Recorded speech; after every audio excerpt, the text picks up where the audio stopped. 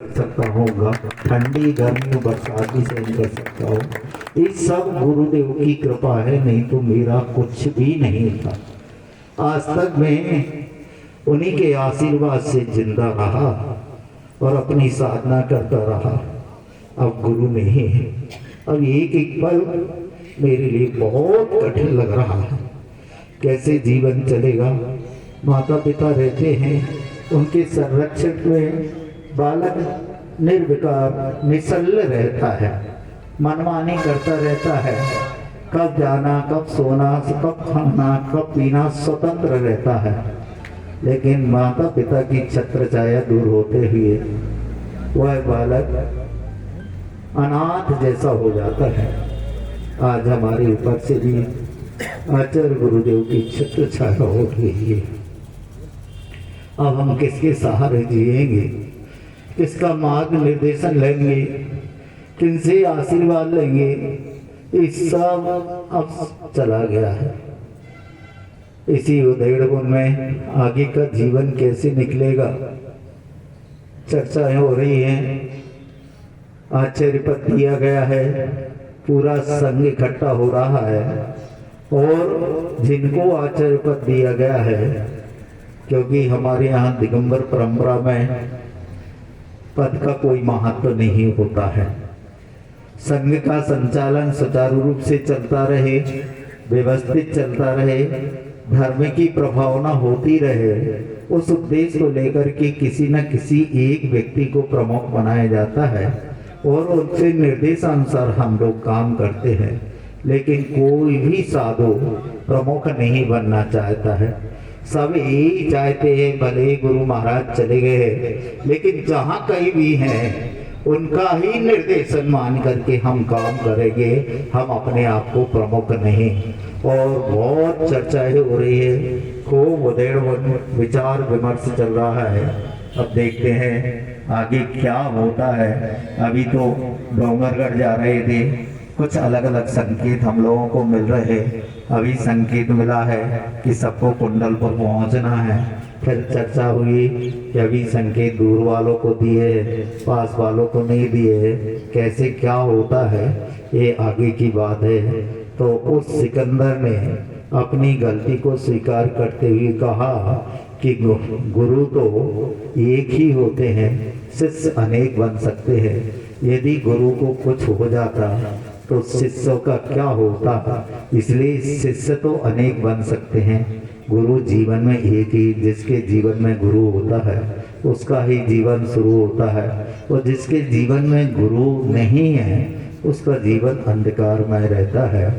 ऐसे 17 तारीख की घटना विश्व में एक बहुत बड़ी घटना घट गई, और इस घटना को लेकर के पूरा विश्व अचंभित रहा है। क्योंकि अचानक हम लोग कहते हैं कि ये अचानक घटना घटी है, लेकिन खबर आती रही 20 दिन पहले से आचार्य से लिक्विड के रूप में दलिया और मठा लेते रहे।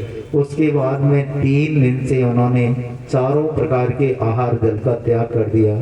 3 तारीख को उन्होंने योग सागर जी महाराज से कहा कि मेरे शरीर की अब निरोगता जाने ही रही है और मैं निरोगी हो नहीं सकता हूँ। ये रोग मेरे लिए अब छोड़ेगा नहीं, इसलिए मैं अपने आचार्य पद को त्याग करता हूँ और समय सागर जी महाराज को यह आचार्य पद देता हूँ। और योग सागर जी महाराज समय सागर जी के साथ में काम करेंगे, पूरे संघ का संचालन करेंगे। इस प्रकार की कुछ निर्देशन देकर के उन्होंने आचार्य पद छोड़ा है। वो जैसा आगम में लिखा है, शास्त्रों में लिखा है कि साधु को अपना अंतिम समय कैसे निकालना चाहिए, बिल्कुल आगम के अक्षरशः पालन करते हुए गुरु महाराज ने अपने संलेखना धारण की है। शास्त्रों में लिखा है एक मुनि महाराज यदि संलेखना धारण करता है। इस संलेखना क्या होती है?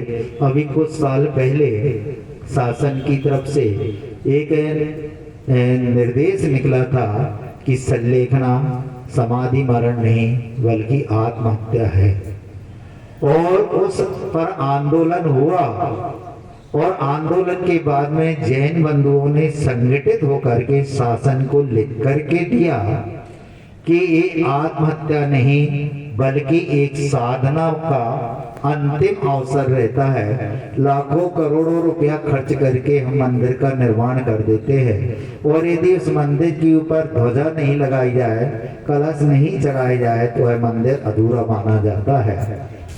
उसी प्रकार से साधु साधना करता है और साधना करते करते यदि वो समता पूर्वक धैर्य पूर्वक चारों प्रकार के आहार का त्याग नहीं करता है तो उसकी समाधि अच्छी तरह से नहीं मानी जाती है, उसका मरण अच्छी तरह से नहीं माना जाता है। साधु समता पूर्वक ही अपने स्वेच्छा से देह का विसर्जन करता है, किसी के दबाव में आकर के, किसी के भय में आकर के, किसी रोग से ग्रसित होकर के, दुखी होकर के कभी भी वो आत्महत्या करने का प्रयास नहीं करता है, बल्कि समता पूर्वक उसको सहन करते हुए और समाधि पूर्वक मरण करता है। और सरकार को झुकना पड़ा और सरकार ने कह दिया कि ये जो मरण दिगंबर परंपरा में मरण होता है ये आत्महत्या नहीं बल्कि समाधि पूर्वक मरण होता है। और उस समाधि पूर्वक मरण को हमारे गुरु महाराज ने 17 तारीख को अपनी देह से विदेह को होते हुए समता पूर्वक इस नश्वर शरीर का त्याग किया और पंच तत्व विलीन हुए। देखिए, मैं आपको एक बात बता दूं, छोटा मुंह बड़ी बात कर रहा हूँ। अपने जीवन में मैं भी 60 साल को पार कर गया हूँ, 61 में लग गया हूँ। 60 साल के जीवन में और इतिहास के पन्नों को हमने उठा करके देखा है, आज तक भूतो न भविष्यति ऐसा कोई साधु नहीं हुआ है और ना आगे होने वाला है जैसा आचार्य विद्यासागर हुए।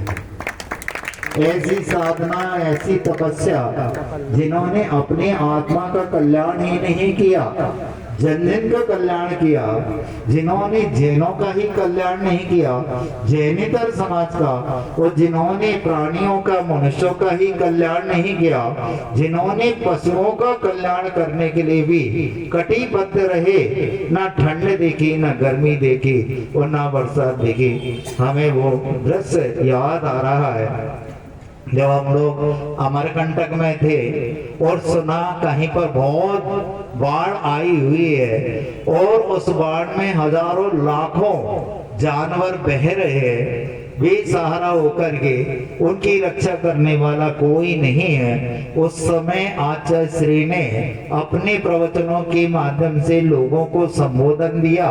लोगों ने जाकर के बहते हुए पशुओं को इकट्ठा किया और पूरी ट्रेन भर करके पेंड्रा आई अमरकंटक में, उन पशुओं का संरक्षण हुआ।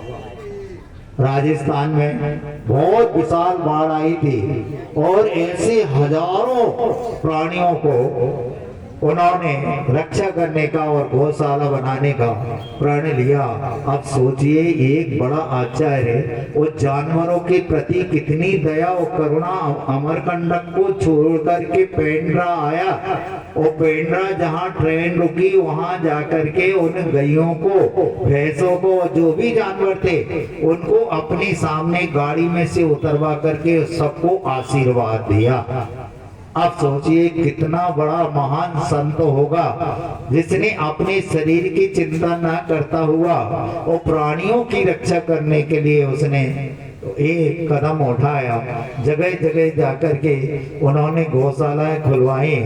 आपके लिए जो वस्त्र हैं, क्योंकि खुद वस्त्र नहीं पहनते थे, दिगंबर रहते थे, लेकिन आपको जो वस्त्र पहनने के लिए मिल रहा है, ऐसा वस्त्र मिले जिसमें किसी भी जीवों की हिंसा ना हो, किसी भी जीवों को मारा पीटा ना जाए। जो कोसा है, रेशम है, इनके माध्यम से कई जीवों का घात होता है, तो रेशम और कोसा के वस्त्रों का निषेध करके उन्होंने हाथ करघा के लिए पूरे विश्व में ये योजना चलाई और उसके माध्यम से हाथ करघा का जगह जगह पर प्रचार प्रसार करके और कारखाने खुलवाए।